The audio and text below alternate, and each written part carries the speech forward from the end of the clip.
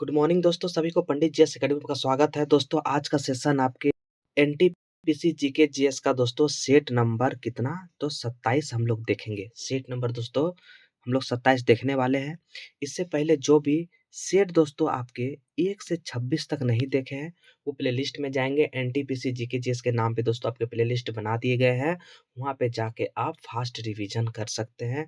आज हम लोग दोस्तों सेट नंबर 27 रहेगा और 25 तारीख को 25 जनवरी दोस्तों आपके सेट नंबर 31 से लेकर 40 तक का मैराथन दोस्तों आएंगे। इसे देखना आप लोग नहीं भूलेंगे, क्योंकि हम लोग का मुहिम दोस्तों 120 सेट का है और हम लोग कहाँ तक पहुँच गए, आज 27 देखेंगे। तो चलिए सेशन स्टार्ट करते हैं। अगर वीडियो अच्छा लगे तो लाइक शेयर जरूर करेंगे। तो चलिए पहला ही और सेट नंबर 26 का दोस्तों एक सवाल बचे हुए थे। वो सवाल क्या कह रहे हैं देखेंगे आप। इसमें कह रहे हैं कि 1916 में कांग्रेस लखनऊ अधिवेशन में नरमपंथी और चरमपंथी दोनों विचारधारा एकजुट हो गए थे। इसकी अध्यक्षता कौन की थी वो आपको बताना है कि इसका अध्यक्ष कौन थे। अंबिका चरण मंजूमदार ऑप्शन नंबर आपका ए हो जाएगा। लखनऊ दोस्तों अधिवेशन था 1916 में। यहाँ से 2-3 क्वेश्चन पूछते हैं कि लखनऊ अधिवेशन कब हुआ था, 1916 में। नरमपंथी चरमपंथी का दोस्तों दोनों विचार एकजुट हुए थे, उसका अध्यक्ष था आपके अंबिका चरण मंजूमदार, इसका अध्यक्ष क्या था ये आपको याद रखना है। नेक्स्ट क्वेश्चन देखिए आपके क्या है। नेक्स्ट सवाल देखिए आप, हम लोग सेट नंबर 27 का देखेंगे। क्वेश्चन नंबर 30 क्या कह रहा है। धनुर्वेद यजुर्वेद का एक उपवेद है, इसका संबंध दोस्तों किससे है। धनुर्वेद यजुर्वेद का एक उपवेद है, इसका संबंध पूछा गया है किससे है तो युद्ध कौशल से। ऑप्शन नंबर आपका सी हो जाएगा। आप जानते हैं दोस्तों इसका आंसर क्या हो जाएगा आपके तो युद्ध कौशल। नेक्स्ट सवाल देखिए आपके क्या है। पर शुक्ल और व्यापार में समझौता सामान्य समझौता किस वर्ष अस्तित्व में आया था। पर शुक्ल और व्यापार पर सामान्य समझौता दोस्तों कब आया था तो ये पूछे गए हैं।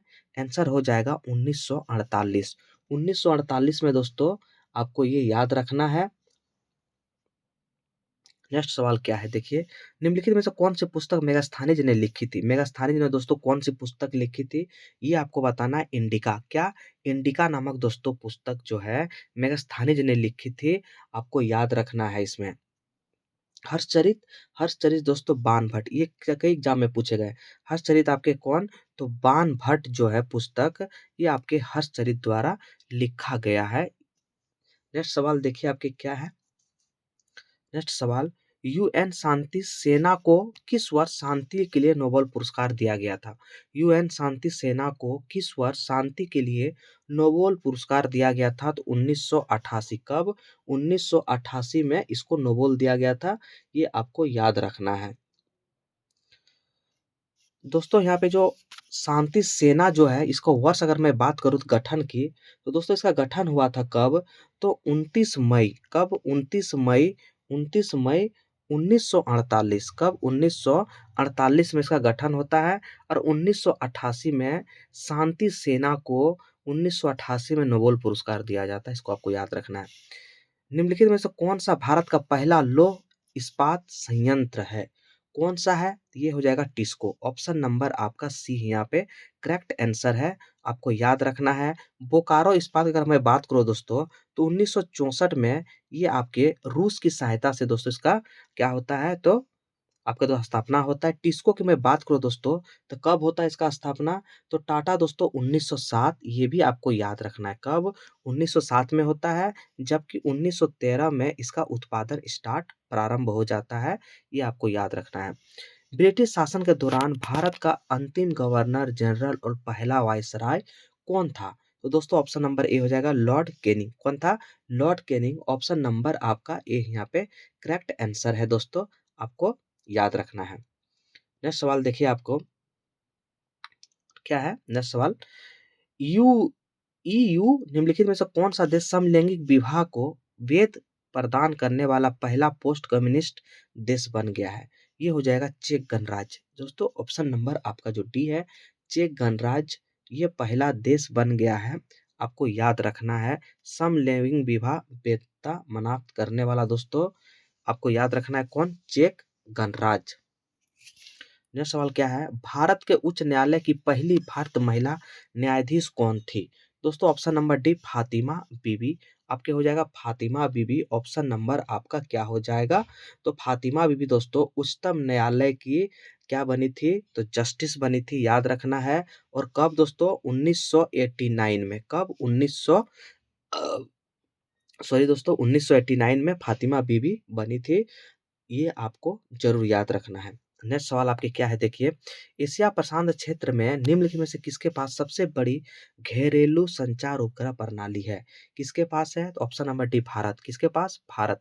आपको याद रखना है भारत के पास दोस्तों ये संचार घरेलू प्रणाली है। संगीत के क्षेत्र में पुलित्जर पुरस्कार जीतने वाली पहली रैपर का क्या नाम है? संगीत के क्षेत्र में पुलित्जर पुरस्कार जीतने वाली पहले रैपर का क्या नाम है दोस्तों? Option number B Kendrick Lamar. क्या? केंड्रिक लेमर जो है दोस्तों ये पहला पुलित्जर पुरस्कार जीतने वाले रैपर का नाम है केंड्रिक लेमर। आपको याद रखना है। ऑप्शन नंबर आपका बी हो जाएगा। नेक्स्ट सवाल देखिए आपके क्या है, हम लोग देखेंगे 40 नंबर। 40 नंबर दोस्तों एक छोटा सा अनाउंसमेंट है दोस्तों आप लोग के लिए, ग्रुप डी के लिए। जो भी आपके दोस्त यार ग्रुप डी का तैयारी करना चाह रहे हैं उसके लिए दोस्तों कल से यानी कि आपके 23 तारीख से थ्योरी पेपर का दोस्तों स्टार्ट होगा ग्रुप डी साइंस का दोस्तों। और आपके रेगुलर थ्योरी पेपर से क्वेश्चन आएंगे। और कल का क्लास आपका ऑप्टिक्स होगा। ऑप्टिक्स का दोस्तों कल से ऑप्टिक्स स्टार्ट होगा ग्रुप डी का। आप लोग क्लास लेना नहीं भूलेंगे। चलिए सेशन को कंटिन्यू आगे रखते हैं। कौन सा तारयुक्त ब्रांड ब्रेड नहीं है? 40 का देखिए क्या हो जाएगा? सैटेलाइट। ऑप्शन नंबर आपका सी हो जाएगा। नेक्स्ट सवाल देखिए, निम्नलिखित में से किसे विश्व के सर्वोच्च युद्ध क्षेत्र रूप में जाना जाता है? 41 नंबर का हो जाएगा option number C Siachen glacier. क्या जाना जाता है? सियाचिन ग्लेशियर दोस्तों सर्वोच्च युद्ध क्षेत्र के रूप में जाना जाता है। अगर मैं बात करूं तो ये दोस्तों काराकोरम पर्वतमाला में दोस्तों ये पड़ता है। कहाँ? काराकोरम पर्वतमाला। आपको याद रखना है यहाँ से। नेक्स्ट सवाल देखिए क्या है, सिंधु घाटी सभ्यता किस स्थल में सबसे पहले खोजा गया था? सिंधु घाटी सभ्यता में दोस्तों हड़प्पा जो है ये सबसे पहला जो है ये खोजा गया था। और 1921 में दोस्तों इसको खोजा गया था। और कौन खोजा था? तो दयाराम साहनी। इसको भी याद रखना है, दयाराम साहनी दोस्तों कई एग्जाम में इसको पूछे गए हैं। दयाराम साहनी इसको याद रखना है। नेक्स्ट सवाल देखिए, निम्नलिखित में किस शहर को पूर्वी का स्कॉटलैंड कहा जाता है? पूर्वी का स्कॉटलैंड दोस्तों किसे कहा जाता है? शिलोंग। किसको? शिलोंग दोस्तों ऑप्शन नंबर आपका बी हो जाएगा। शिलोंग कहा जाता है, आपको याद रखना है। पूर्वों का वेनिस कोचीन को कहा जाता है। पूर्वों का वेनिस दोस्तों कोचीन को कहा जाता है। पूर्वों का स्कॉटलैंड पूछेगा तो शिलोंग। जबकि पूर्वों का वेनिस किसे कहा जाता है? वेनिस कहा जाता है आपके किसको? तो इसे कहा जाता है तो दोस्तों ये कहा जाता है कोचीन। किसे? कोचीन को कहा जाता है, आपको याद रखना है। नेक्स्ट सवाल, भारत में विधानसभा चुनाव में उपयुक्त में से कोई विकल्प पहली बार इस्तेमाल कब किया गया था?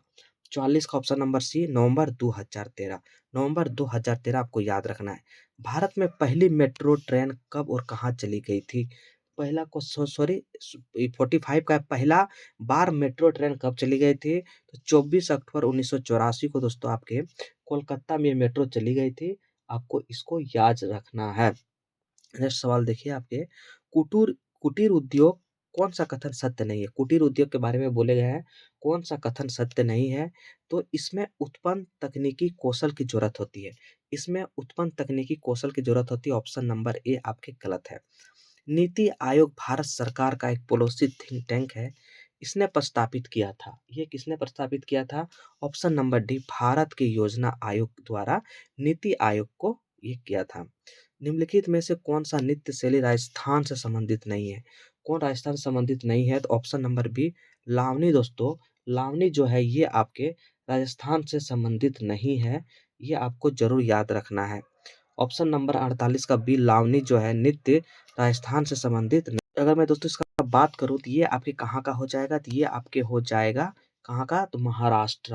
आपको याद रखना है महाराष्ट्र से ये संबंधित है। ऑप्शन नंबर आपका बी जो है ये आपके राजस्थान दोस्तों ये महाराष्ट्र से हो जाएगा। आपको याद रखना है। नेक्स्ट सवाल देखिए आपके क्या है, भारत सरकार का सर्वोच्च विधि अधिकार कौन होता है? भारत सरकार का सर्वोच्च विधि अधिकार कौन होता है?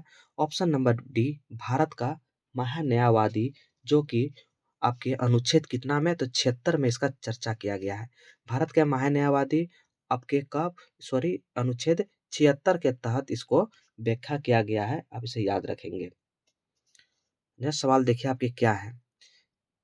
नेताजी सुभाष चंद्र बोस बोस आइंस्टीन दोस्तों आपके हवाई अड्डा कहाँ पे, नेताजी सुभाष चंद्र बोस अंतर्राष्ट्रीय हवाई अड्डा कहाँ पे है, तो 50 का ऑप्शन नंबर आपका डी हो जाएगा, कोलकाता में दोस्तों। कहाँ पे है, नेताजी सुभाष चंद्र बोस अंतर्राष्ट्रीय हवाई अड्डा दोस्तों आपके कोलकाता में है, इसे याद रखेंगे। समुच्च जुताई क्या है, समुच्च दोस्तों जुताई क्या है, 51 का ऑप्शन नंबर ए हो जाएगा। ये समुच्च रेखाओं के साथ ढालू भूमि पर ये होती है, ऑप्शन नंबर आपका एक करेक्ट आंसर है। नेक्स्ट सवाल देखिए आपके क्या है, 51 नंबर दोस्तों, और हम लोग थोड़ा सा 2-4 सवाल है। स्पेन के उस पेशेवर टेनिस खिलाड़ी के नाम बताइए जो कि इसको हम लोग क्या कहते हैं, उसको हम लोग कहते हैं जिसे king of clay, king of clay के नाम से हम लोग जाने जाते हैं। तो ये हो जाएगा option number D, Rafael Nadal Parera, option number आपका डी हो जाएगा। स्वच्छ और खुले में स्वच्छ मुक्त भारत बनाने के लिए भारत सरकार द्वारा शुरू की गई योजना का क्या नाम है, दोस्तों इसका नाम है स्वच्छ भारत अभियान। क्या नाम है, स्वच्छ भारत अभियान, ऑप्शन नंबर बी आपका सही है। विलाप गीत the life hedge gone out of the body का संबंध दोस्तों किस अवध किस नवाब से है, ये हो जाएगा आपका option number B, Wajid Ali Shah. क्या हो जाएगा, वाजिद अली शाह, ऑप्शन नंबर आपका बी हो जाएगा। ये 1822 और 87 के बीच में दोस्तों इसका क्या है, तो वाजिद अली शाह का बात करें तो 1822 से 87 का जीवन काल है, जीवन इतने तक ही ये जिंदा रहे थे।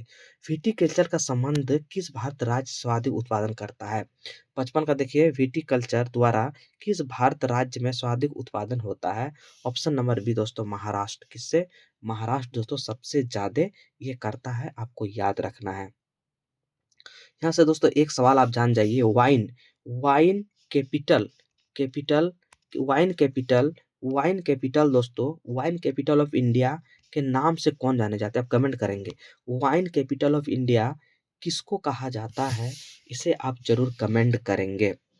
तो दोस्तों हम लोग क्या करेंगे, आज से ही, कल से नहीं दोस्तों, आज से आपके साइंस का थ्योरी स्टार्ट होने वाला है, साइंस का थ्योरी, और भी दोस्तों ऑप्टिक्स चैप्टर स्टार्ट करेंगे।